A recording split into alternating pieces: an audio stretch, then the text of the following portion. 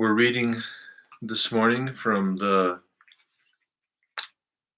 Living and Dying, Rinpoche's book. And today we start the chapter on the process of dying. So quickly establish your motivation. Hi, Anderson. Establish your motivation to listen to the readings, please.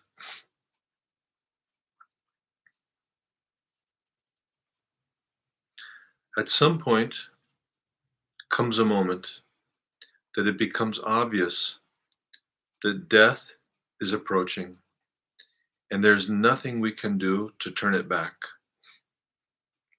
No medicine, no methods of meditation that fortify our constitution or balance our elements, not even prayers at this point can extend our life. Whether it be a degenerative sickness or just simply old age, we know that we know that soon we will die.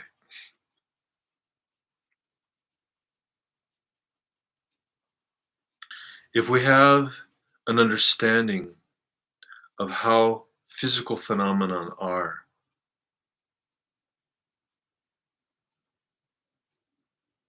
if we have an understanding of the process of death through contemplation, this can help us very much as death approaches.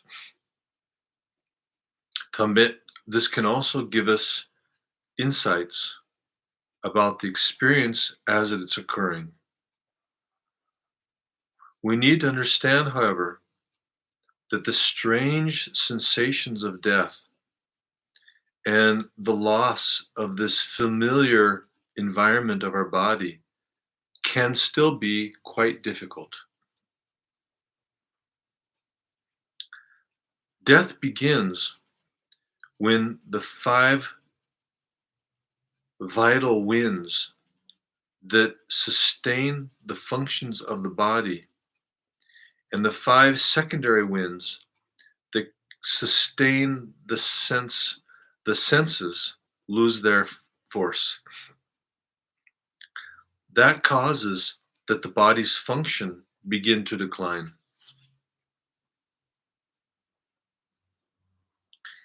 In a complex relationship, the centers of energy in the body that are known as chakras begin to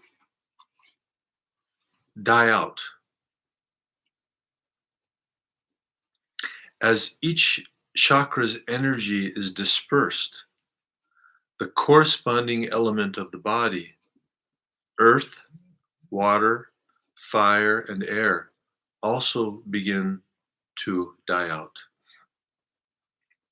And these elements have a direct relationship to the components of the body. For example, the element of earth is directly related to the flesh and bones.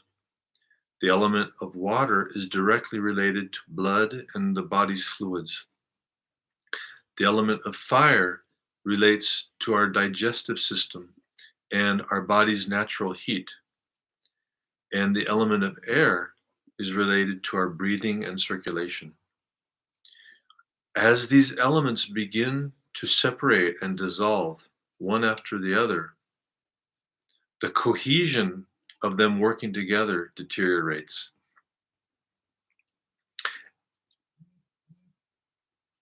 Then the physical experiences, the mental experiences, and visionary experiences of death begin to accelerate quickly.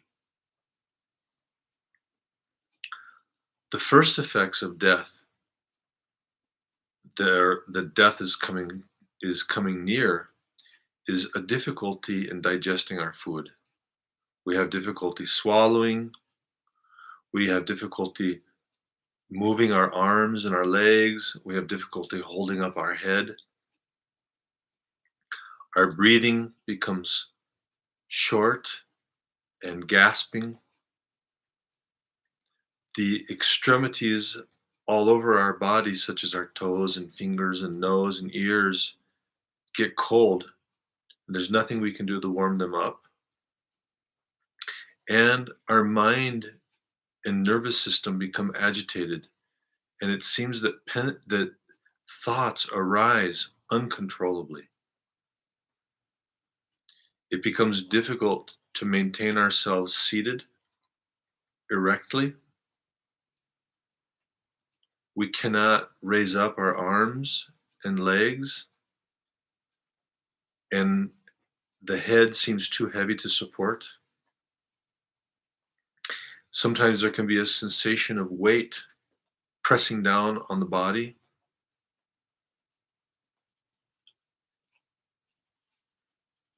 And eventually, as our agitation subsides, it can be substituted by dullness, almost, almost,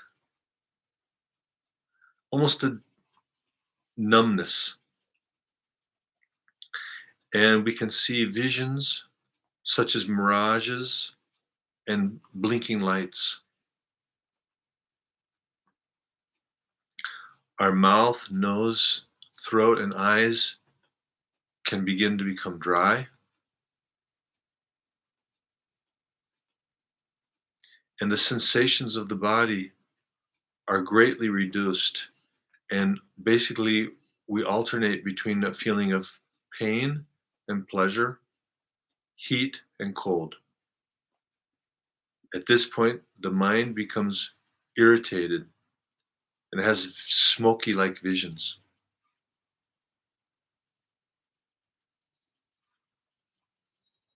Then we can no longer recognize friends and relatives, and our hearing and our seeing become confused and distant. And in the distance, we see small red sparks, almost like fireflies. So these phases that Rinpoche are describing relate to when the different elements dissolve. So as the water element dissolves, we feel dry and our throat feels dry and we can no longer maintain our urine, for example. As the earth element dissolves, we can't support our body, we can't support our head, we feel pressure weighing down on our body, like being having a heavy weight on top of us. So these are all related to the different elements dissolving in our body.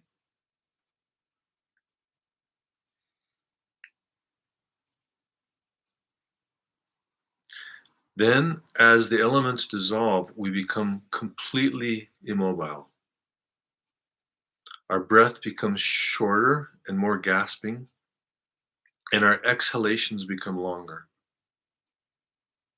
So that's related to the air element dissolving. Then we begin to have visionary experiences according to our karma.